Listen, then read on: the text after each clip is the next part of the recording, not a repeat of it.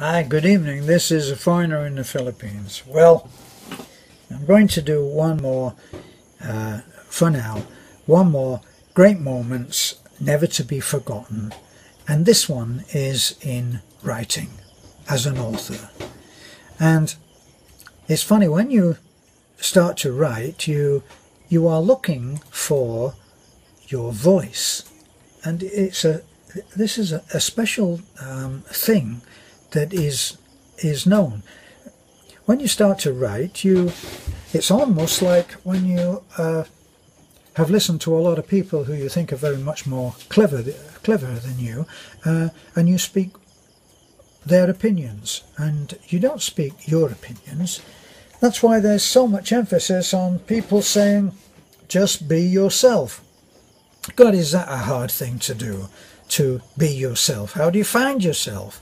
I mean, you're in there among all of these different opinions, your mother, your father, your uncle, your auntie, sister, brother, pal, enemy, and they've all got things to say, and they're all in there prattling away as they've always done throughout your life, and it's not an easy job to get rid of them or the effect that they have on you.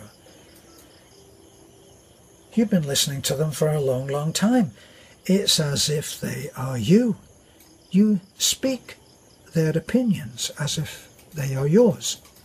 You quote them very often. I mean, right now I sometimes say, a friend of mine used to say, why am I quoting what a friend of mine used to say? Why don't I say what I used to say? Why don't you be yourself? And that's one of the things that you really come up against when you start to write, because it's very easy to write like someone else. In fact, I listened once to an interview with a writer who had just had a bestseller up on the New York Bestseller Times.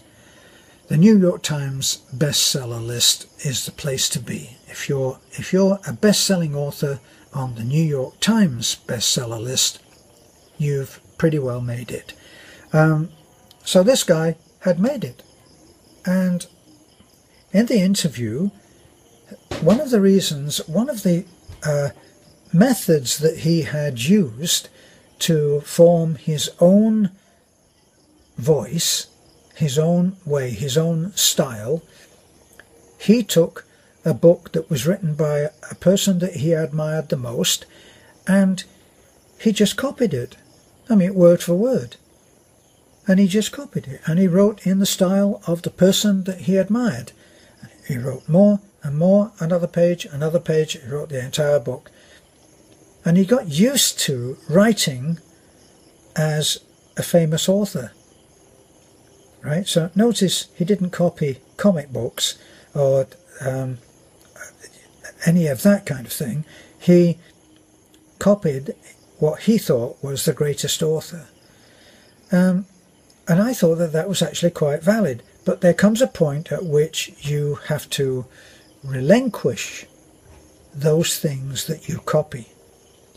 And this is the case no matter what you do. If you are a painter, if you draw, if you paint, if you sketch, if you model, if you design, if you invent, eventually you will have to become your own person. And in writing, this is called finding your voice. Well, as I struggled to find my voice, I wrote something called the prayer. And now it's not, as you may know if you're a follower of this channel, you may know that I don't count myself as an organized religionist. However, I do believe in a creator very strongly, as it seems obvious to me. Now, I remember being in McDonald's and listening to the conversations of, I think, 4 young girls. I was with my son Luke, and we were sitting there, and these youngsters came in, early teens, and they'd come straight from school, as I'd done, picked up my son, and we went for a McDonald's. So, we're sitting there, we were enjoying a bit of peace and quiet until these 4 girls came in, and then it was all squeals and giggles and laughing and oh, just having so much to say, talking about how somebody had said something, and it was he'd said this and he said that, and then I looked at him, and he actually looked at me, and then he said he liked me, and it was all this. I mean, just being so completely amazed by life. And I listened, and I thought to myself at first, what is the matter with these girls? They're in for a terrible shock. They're going to find out that life isn't like this, that this is not reality, this euphoria, this just frivolity, this happiness, this laughing, this joking, this joy. Life is not like that, is it? Is it? It's not. And then I thought, they haven't got a prayer of ever knowing this. And then I thought again, wait a minute, it's me that doesn't have a prayer.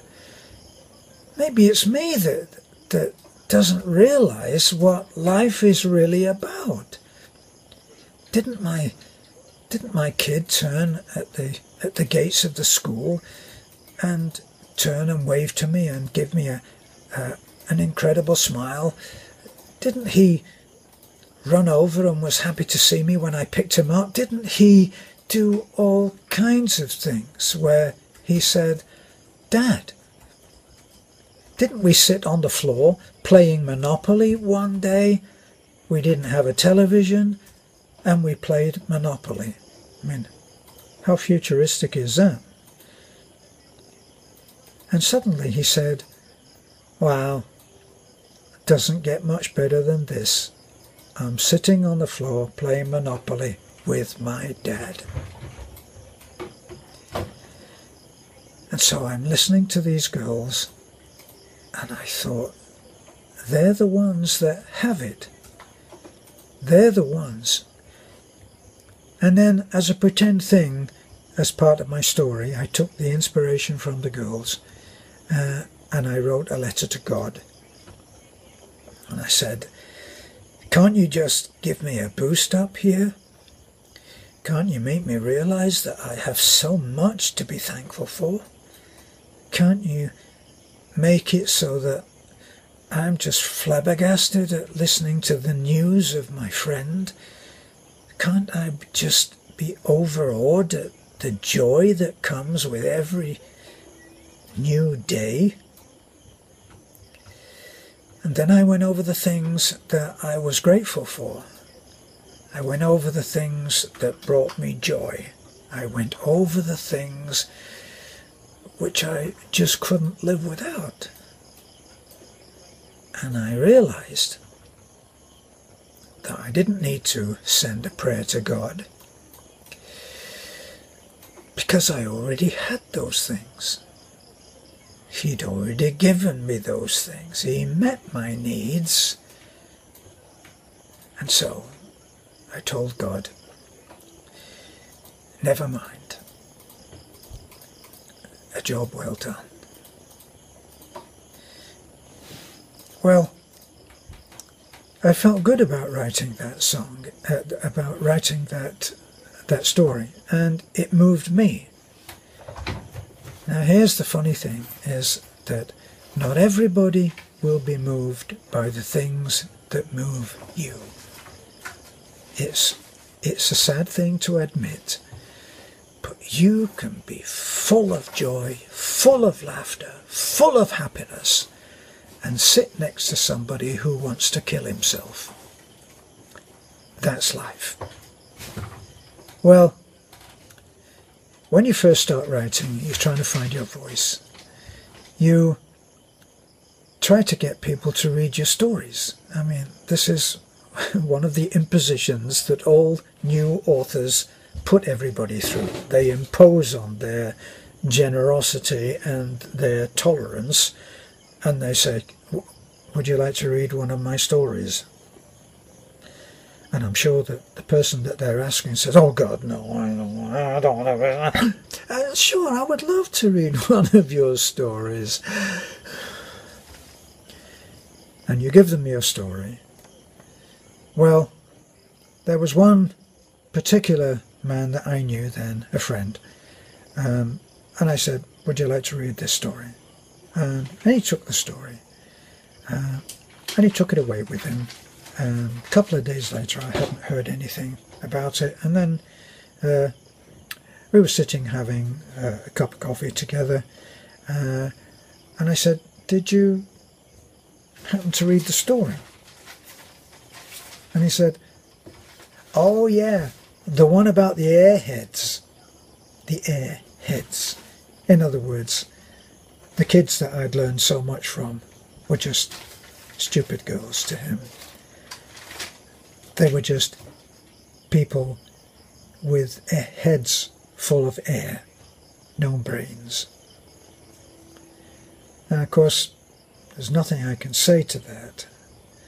But then I was working in this woman's house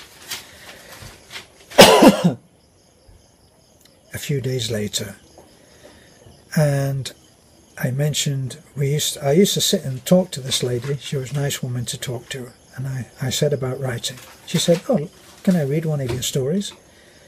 I said I wrote very short stories, 5-minute reads.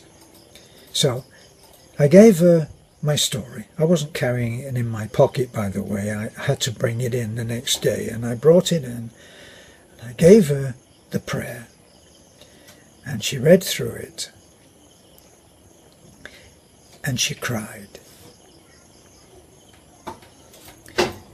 And then I realized that I'd found my voice. It's a great moment in music, never to be forgotten. And we all have these great pleasure moments, but sometimes we don't realize just how valuable they are. Well, this is A Foreigner Living in the Philippines. Bye for now.